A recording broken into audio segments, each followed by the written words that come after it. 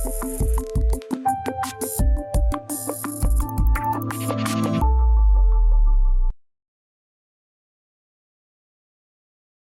दोस्तों, मैं राजेश कपूर आपका टेक टॉक्स के एक नए एपिसोड में बहुत बहुत स्वागत करता हूं। दोस्तों, टेक टॉक्स एक ऐसी सीरीज़ बनती जा रही है जिसको आप संभाल के रख सकते हैं, क्योंकि इसमें हम लोग बातें करते हैं साइबर थ्रेट्स की, हम लोग बातें करते हैं उनकी निजात की। जब हम बातें करते हैं निजात की तो यहाँ पर जो एक्सपर्ट्स मौजूद रहते हैं उनके ज़रिए आपको जो इन्फॉर्मेशन मिलती है वो नायाब होती है। दोस्तों, वैसे पर्ल्स हैं जिनको आप संभाल के रख सकते हैं और आगे के रेफरेंस के लिए आपको बहुत ही कारगर साबित हो सकते हैं। सो दोस्तों, शुरू करते हैं इस नए एपिसोड को, जिसके अंदर हम लोगों ने इस बार मुहिम छेड़ी कि हम लोग एक्सपर्ट्स के साथ साथ बिजनेसमैन को भी बुलाएंगे, उनके रियल वर्ल्ड से हम लोग रियल थ्रेट्स को आपके सामने रखेंगे और फिर हमारे सेट के ऊपर जो एक्सपर्ट मौजूद रहते हैं वो उनका समाधान देंगे। तो आइए सबसे पहले स्वागत कर लें हमारे expert on the show doctor Naveen Dham का। डॉक्टर साहब, बहुत बहुत स्वागत है आपका। धन्यवाद। आज बहुत खुशी का मौका है सर, आज आप अपने ऑफिस से निकल के हमारे साथ स्टूडियो में यहाँ मौजूद हैं। जी। डॉक्टर साहब ने अपना समय हमें दिया और आज वो हमारे स्टूडियो में भी शामिल हुए हमारे साथ। और हमारे साथ मौजूद हैं मिस्टर सौरभ नरूला। उनको 2 दशक हो चुके हैं अपने बिजनेस को जमाए हुए और जिस ऊंचाइयों को उन्होंने छुआ है वो टेक्नोलॉजी से अछूती नहीं है। जी बिल्कुल, क्योंकि टेक्नोलॉजी से तो खैर आजकल कोई भी बिजनेस अछूता नहीं है, लेकिन इनका जो ध्यान रहा वो यही रहा कि टेक्नोलॉजी के ज़रिए अपने बिजनेस को ग्रोथ कैसे दी जाए। तो जानेंगे उनके बारे में, लेकिन सबसे पहले हम लोग बात करना चाहेंगे सौरभ जी से कि वो क्या करते हैं, अपनी ज़बानी को बताएं हमारे को। Thank you Rajesh ji. मेरा बिज़नेस जो है थोड़ा सा यूनिक है। We are into leasing of diesel generators. हम लोग पैन इंडिया ऑपरेशंस करते हैं और बड़े बड़े कॉर्पोरेट्स को हिंदुस्तान के डीजल जेनसेट्स लीज़ पर देते हैं, जो कि एक लॉन्ग लीज़ रहती है, से 3 years, 4 years, 5 years लीज़। जी जी। ये आपने कहा बिल्कुल डिफरेंट है, अलग है। हाँ। ऐसा कैसे आप मतलब ये डिफरेंट कैसे है मैं बताता हूँ जी। एक्चुअली यूजुअली हमारी जो इंडस्ट्री है उसमें ज़्यादातर जो डीजल जेनसेट्स की रेंटिंग ऑपरेटर्स हैं वो लोकली होते हैं। 20, 30, 40, 50 किलोमीटर्स की उनकी ऑपरेटिंग रेंज होती है। ओके। हमारे केस में it's different because our presence is pan India. हम लोग श्रीनगर से लेके कैलीकट साउथ और वापी वेस्ट से लेकर गुवाहाटी ईस्ट तक हमारे क्लाइंट्स पूरे हिंदुस्तान में हैं और बड़े बड़े कॉर्पोरेट्स हैं और हमारे ऑपरेशंस भी सिमिलरली पूरे हिंदुस्तान में हैं। सौरभ जी, अगर मैं सही समझा हूँ तो जेनसेट्स जो है वो हल्की चीज़ तो नहीं हो सकती जी, जिससे कोई कैरी करके असम तक ले जाए या फिर कन्याकुमारी तक ले जाए। तो आप ये सब कैसे मैनेज करते हैं?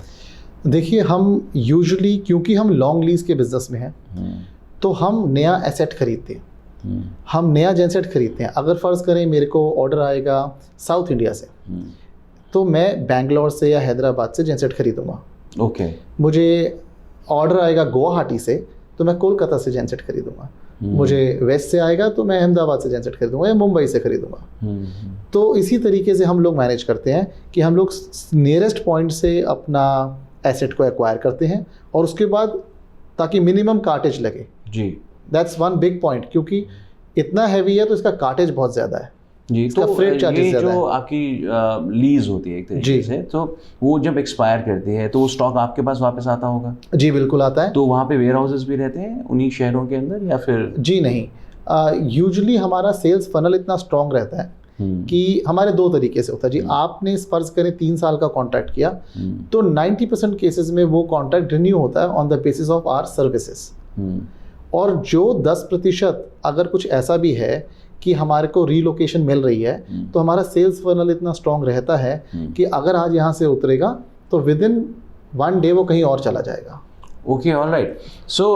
दोस्तों, ये बड़ी एक इंटरेस्टिंग सी चीज़ आने वाली है, बिकॉज टेक्नोलॉजी के इस्तेमाल बगैर इस तरह की नेटवर्क को संभालना बहुत मुश्किल हो सकता है।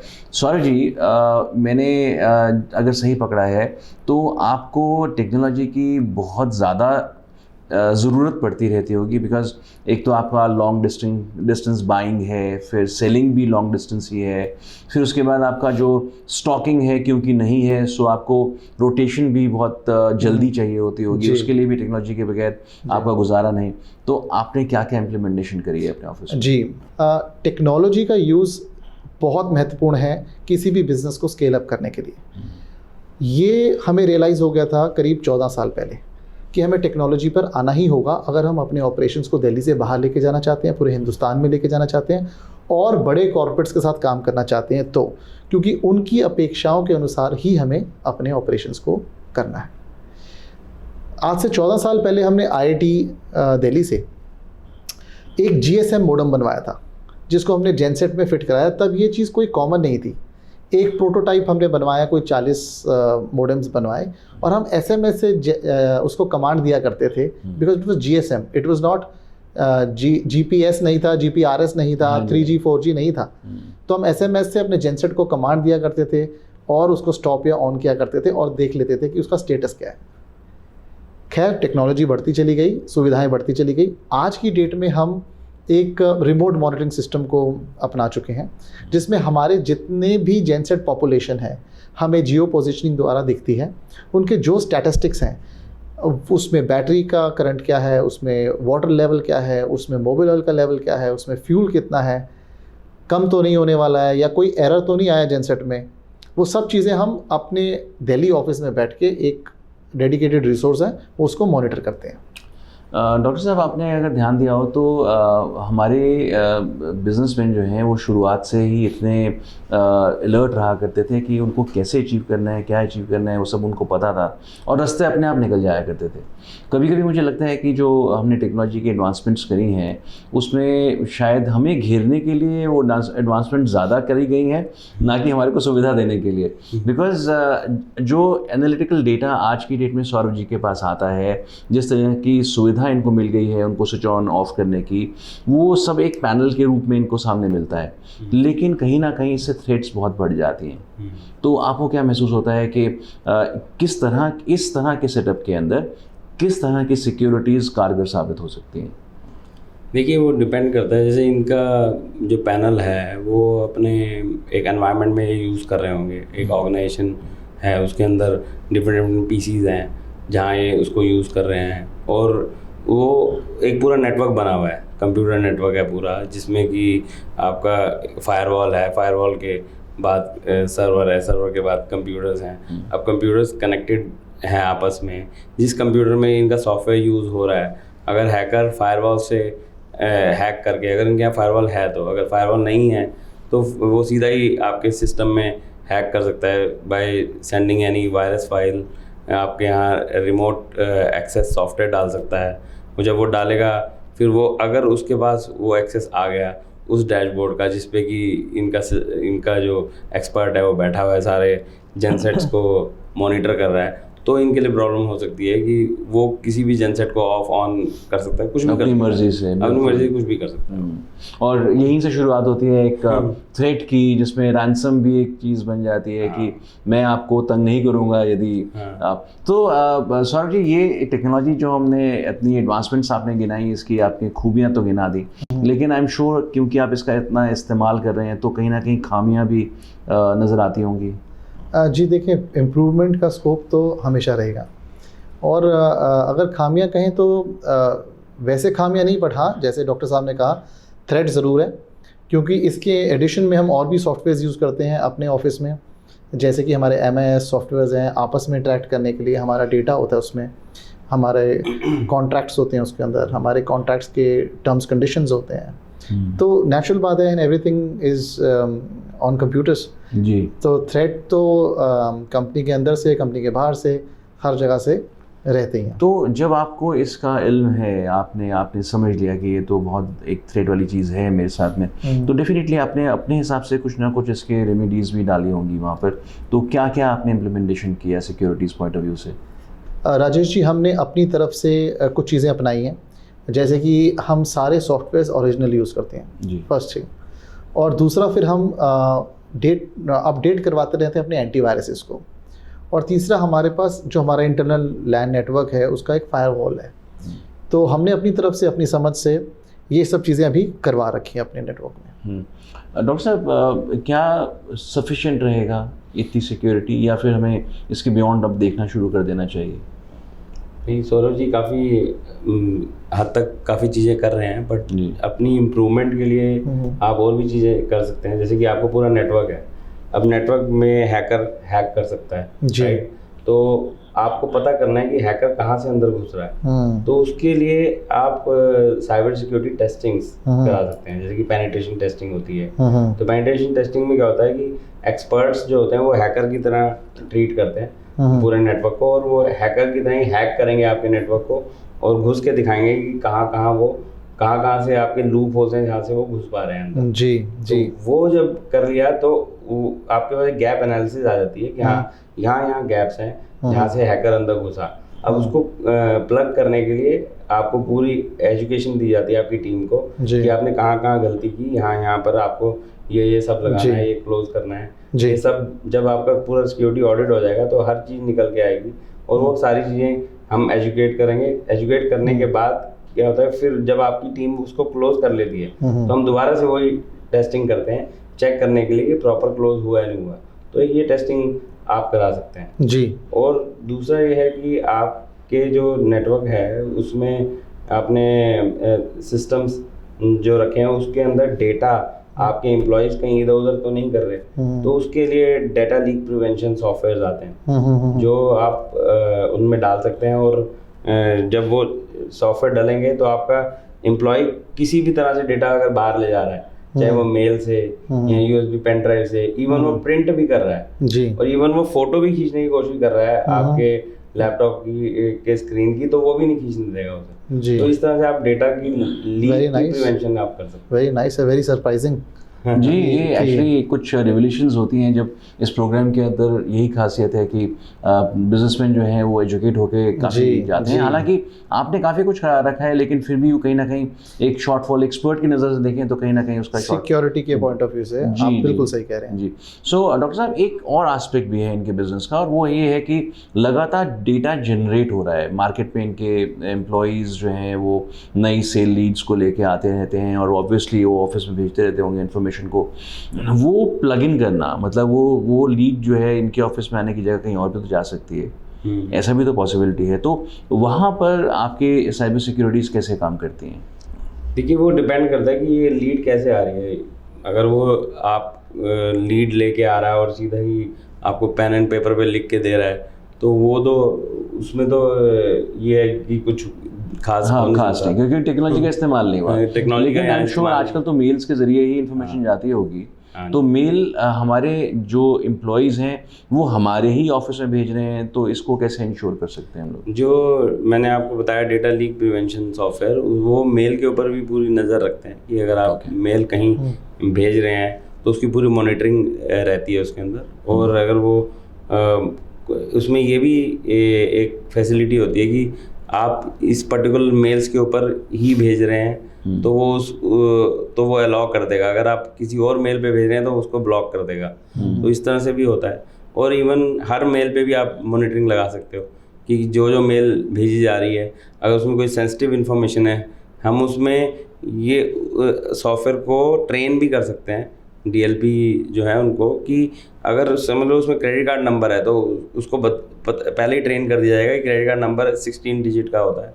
जैसे ही 16 डिजिट का कोई नंबर गया तो एकदम ब्लॉक कर देगा, आपको बता देगा। अच्छा, या आपको फ़ोन नंबर के ऊपर रखनी है तो फ़ोन नंबर्स भी आप डाल सकते हो कि ये फ़ोन नंबर 9-10 डिजिट के नंबर्स होते हैं, तो वो +91 से शुरू हो रहे हैं, प्लस जिससे भी शुरू हो रहे हैं, तो वो एक पैटर्न आप उसको दे सकते हो। तो वो जब भी ऐसा एम्प्लॉय कुछ भी करेगा तो वो उसको एकदम ब्लॉक करके आपको रिपोर्ट कर देगा। ये बहुत बढ़िया। और सर जी, जैसे आपने बताया कि आपका यूनिक एकदम एक लाइन है, बिल्कुल डेफिनेटली मैं मानता हूँ, because renting of the gen sets heavy equipment like this, इसके अंदर बहुत ज़्यादा एक टेक्निकल इक्विपमेंट की ज़रूरत पड़ती है बिजनेस इक्विपमेंट के साथ साथ। तो डेफिनेटली आपके जो कस्टमर्स होते होंगे वो एक हेवी ट्रांजैक्शनल वैल्यू के होते होंगे, है ना? सो वहाँ मतलब अपनी वर्थ कैसे निकालते हैं? मैं अगर सही शब्दों में इसको पुट इन करूँ तो मैं बहुत एक्साइटेड हूँ जानने के लिए आपका रेवेन्यू मॉडल क्या है? अच्छा, देखिए ऐसा है कि अ लॉट ऑफ कंपनीज आजकल यही चाहती हैं कि वो एसेट लाइट रहें, एसेट्स को ना खरीदें जी। और उनके कंसंट्रेशन उनके कोर बिजनेस पे रहे। फॉर एग्जांपल, अगर एक कंपनी बैंकिंग में है या बैंकिंग सेक्टर की कोई कंपनी है या कोई बैंक है, तो वो चाहते हैं कि उनकी अगर 2000 ब्रांचेस हैं तो वो फोकस करें बैंकिंग के ऊपर, इस पे ना फोकस करें कि जेनसेट कभी ख़राब हुआ तो ठीक कौन कराएगा, जेनसेट में फ्यूल कौन डालेगा, जेनसेट को क्या टाइमली बी चेक हो रहा है कि नहीं, या वट सर्विसेज जो भी होती हैं वो हो रही हैं कि नहीं हो रही हैं। तो इसलिए उनका क्योंकि फोकस उनके कोर बिजनेस पे है तो वो ये सब चीज़ें आउटसोर्स कर देती हैं। इसी प्रकार से और बहुत सी यूनिकॉर्न्स हैं इंडिया में जो कि बहुत फास्ट पेस पर एक्सपैंड कर रही हैं और पैन इंडिया कर रही हैं, तो उनको इस वक्त फोकस करना है अपने कोर बिजनेस पे। वो ये सब चीज़ें जो एंसिलरी हैं, जो उनको हेल्प करती हैं उनका बिजनेस रन करने के लिए, वो हमें देती हैं। सो इसके अंदर तो काफ़ी ज़्यादा एक साइट को मैनेज करने के लिए आपको लेबर एक ओरिएंटेड जॉब है, बिकॉज टेक्नीशियंस चाहिए वहाँ पर साइट के ऊपर जेनसेट्स को रिपेयर करने के लिए। तो आपकी रिमोट साइट्स हैं, तो क्या ये सब चीज़ें आप वहीं पे ही प्रोक्योर करते हैं, वहीं पे ही सोर्स करते हैं? देखिए, बिकॉज हमारा पैन इंडिया नेटवर्क है, so we have a lot of associates. हमारे कुछ हद तक तो इन हाउस टेक्नीशियंस हैं, इन हाउस मैनेजर्स हैं जो कि साइट्स को मैनेज करते हैं।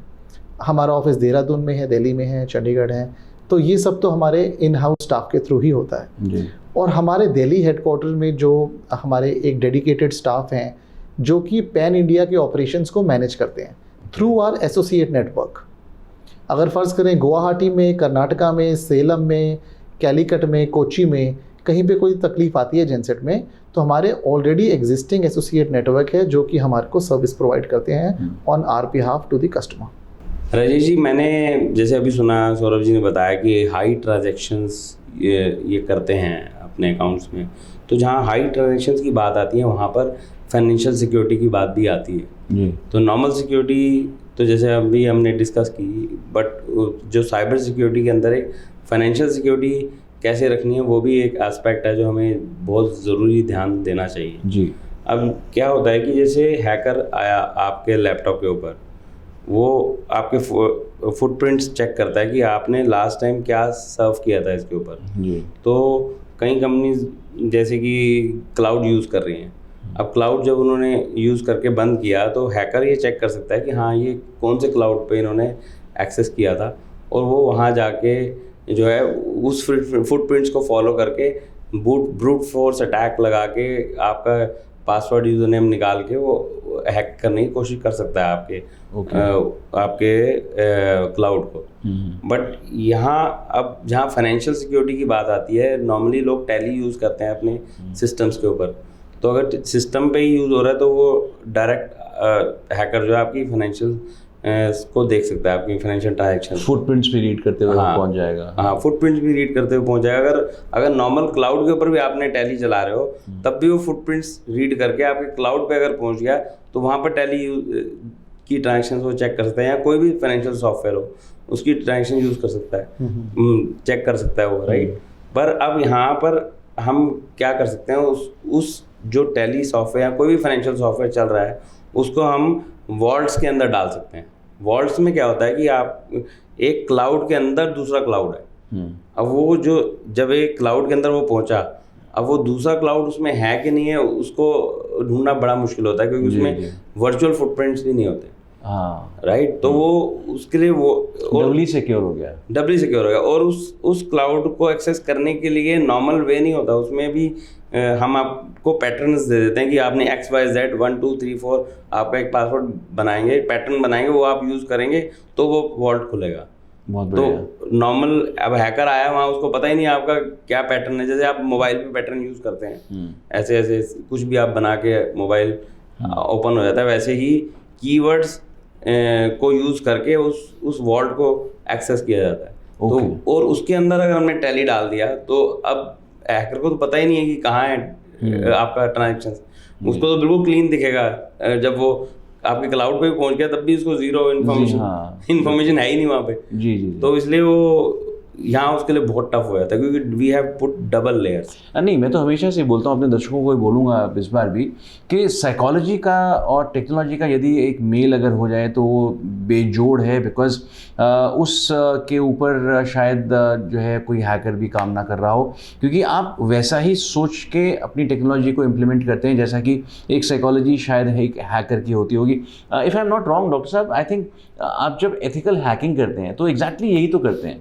राइट है ना? आप भी तो मार्जिन करते हैं किसी कंपनी के अंदर और ये सोचते हुए करते हैं कि वो क्या कर रहे होंगे, उनकी सिक्योरिटीज़ कैसी होती होंगी, तभी शायद लूप होल्स आप ढूंढ पाते हैं। बिल्कुल बिल्कुल। हमें वो उनके हिसाब जैसे उसकी क्या साइकोलॉजी है उस पर्सन की, समझ लो IT पर्सन है, उसने आपका सर्वर आया या कोई नया फायरवॉल आई, तो क्या होता है मोस्टली कंपनी बड़ी जल्दी में होती है, फायरवॉल लगाओ फटाफट काम शुरू कर दो। वो ये भूल जाते हैं कि उसमें एक एडमिन पासवर्ड है जो कि सारे पूरी दुनिया को पता होता है।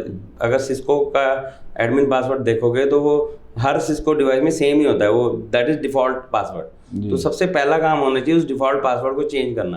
और नॉर्मली लोग जो है उसको डिफ़ॉल्ट पासवर्ड को चेंज करना भूल जाते हैं और हमें पता होता है उसकी साइकोलॉजी क्या है कि वो उसने चेंज किया ही नहीं होगा या उसने ये नहीं किया होगा, ये चीज़ें वो भूल गया होगा। तो ये सारी साइकोलॉजी की चीज़ें जो है वो हमें पहले से पता होती है, वो और उसी को हम निशाना बना के उसको हैक कर देते हैं। बहुत खूब। वैसे सौरभ जी, वाकई में ऐसे बिजनेसेस को हम लोगों ने बहुत कम शोकेस किया अपने शो के ऊपर, तो कब कुछ बताइए अपने बारे में, कब शुरू किया आपने अपना?